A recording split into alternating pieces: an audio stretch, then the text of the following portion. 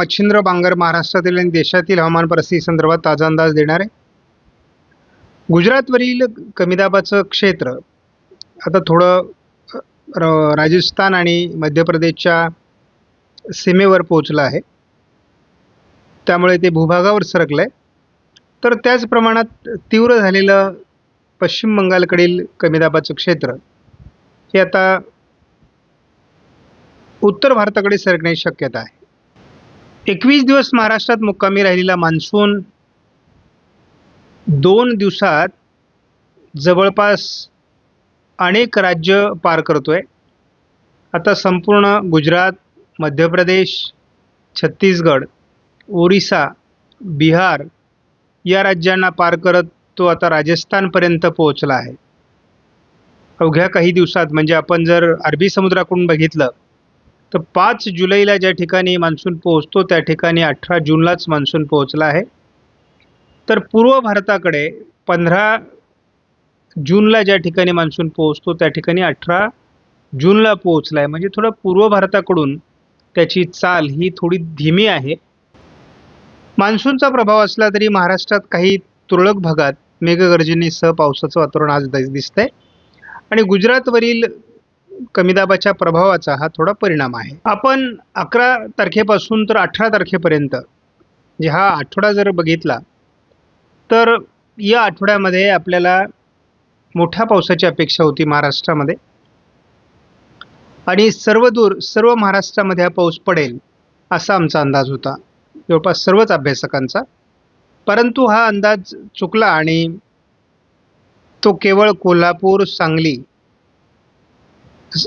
रत्नागिरी, सिंधुदुर्ग, संपूर्ण कोकण, त्यानंतर नाशिकसह जळगाव, छत्रपती संभाजीनगर आणि अहिल्यानगर, पुणे, सांगली, कोल्हापूर आणि सातारा, सिंधुदुर्ग या भागात या वातावरणाचा प्रभाव पडला। परंतु नंदुरबार, धुळ्यामध्ये त्याचा फारसा प्रभाव नव्हता किंवा मराठवाड्याचे खास करून जालना, परभणी, बीड, धाराशिव आणि सोलापूर या भागात बऱ्यापैकी घट राहिलेली आहे।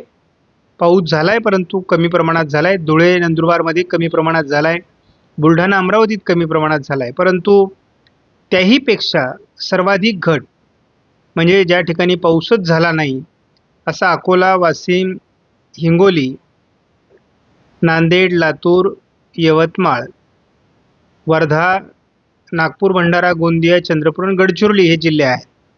परंतु एक लक्षात घ्या, 28 तारखेनंतर जो पाऊस सुरू होणार आहे त्या काळात पूर्व विदर्भ आणि विदर्भाचे बरेच जिल्हे हे पाऊस बघणार आहेत आणि कोकणातील जिल्ह्यांमध्ये पावसाचं सातत्य आता कायम राहणार आहे। गुजरातवर एक जे कमी दाबाचं क्षेत्र तयार झालं आहे, हे क्षेत्र थोडं आता मध्य प्रदेश आणि राजस्थानकडे सरकतं आहे आणि त्यासाठी जे वारे, बाष्पयुक्त वारे अरबी समुद्रातून येत आहेत, या वाऱ्यांचा प्रभाव हा कोकण म्हणजे उत्तर कोकण आणि उत्तर महाराष्ट्र असा आहे। त्यामुळे या ठिकाणी पावसाचं प्रमाण मुसळधार स्वरूपाचं देखील असू शकतं। तर पश्चिम बंगालवरील कमीदाब देखील तीव्र झाला आहे आणि दोन्ही कमीदाब एकमेकाकडे सरकत आहेत। या कमीदाबांमुळे महाराष्ट्रात उद्या मोठ्या प्रमाणात पाऊस होण्याची शक्यता आहे। त्यामध्ये मराठवाडा, विदर्भ, मध्य महाराष्ट्र असं पावसाळी क्षेत्र राहील। उद्या उत्तर कोकण आणि मध्य महाराष्ट्रात थोडं पावसाचं प्रमाण अधिक राहण्याची शक्यता आहे। कोकणात पाऊस राहील, पूर्व विदर्भात पाऊस राहील, परंतु मराठवाड्यात पावसाचं प्रमाण कमी होऊ शकतं किंवा उत्तर महाराष्ट्र, मध्य महाराष्ट्र, पश्चिम महाराष्ट्र, पश्चिम विदर्भात पावसाचं प्रमाण कमी होण्याची शक्यता 21 तारखेला आहे। 22 तारखेला पूर्व विदर्भातील 2 जिल्हे म्हणजे गोंदिया आणि गडचिरोली आणि कोकणात पावसाच्या सरी आहेत। 23लाही तीच परिस्थिती आहे। 24लाही वातावरणात विशेष बदल नाही। 25लाही वातावरणात विशेष बदल नाही। 26 तारखेला थोडं वातावरण बदलायला सुरुवात होईल। 27 तारखेला विदर्भाच्या पूर्व भागाकडून आणि कोकण भागाकडून वातावरणात बदल अपेक्षित आहे। आपण बघतो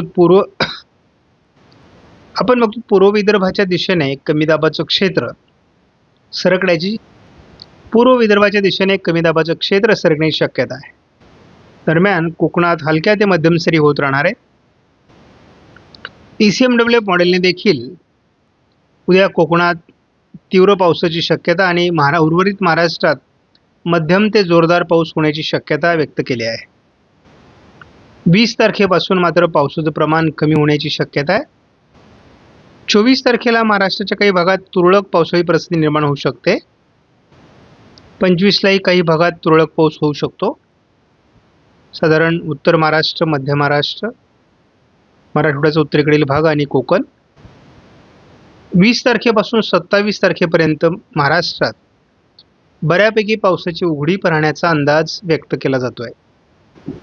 28लाही तशी उघडीपच आहे, परंतु पूर्व विदर्भ आणि कोकणात पावसाचं प्रमाण असू शकतं. 29लाही पावसाचं प्रमाण कमीच आहे, परंतु कोकणातील आणि पूर्व विदर्भातील पावसाचं प्रमाण वाढेल.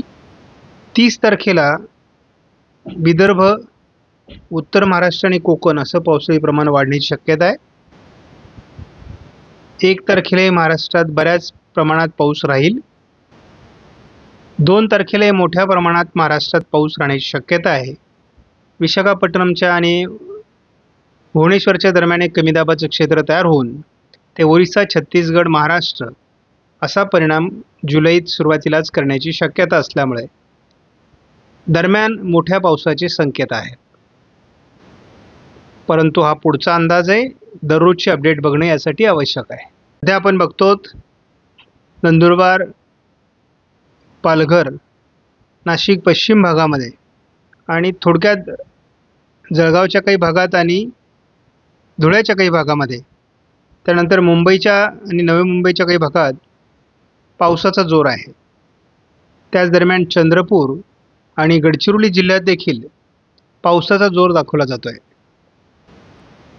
27 तारखेपर्यंत आपण जर बघितलं तर महाराष्ट्रामध्ये खास करून पूर्व विदर्भाच्या काही भागात आणि कोकणात पावसाचं प्रमाण राहणार आहे.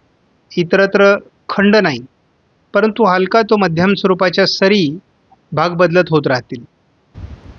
मात्र 27 ते 2 जुलैपर्यंत विदर्भाच्या दिशेने कमी दाबाचं क्षेत्र तयार होईल आणि विदर्भामध्ये मोठे पाऊस होऊ शकतात, मराठवाड्यात मोठे पाऊस होऊ शकतात, कोकणात पावसाचं प्रमाण अति तीव्र होऊ शकतं.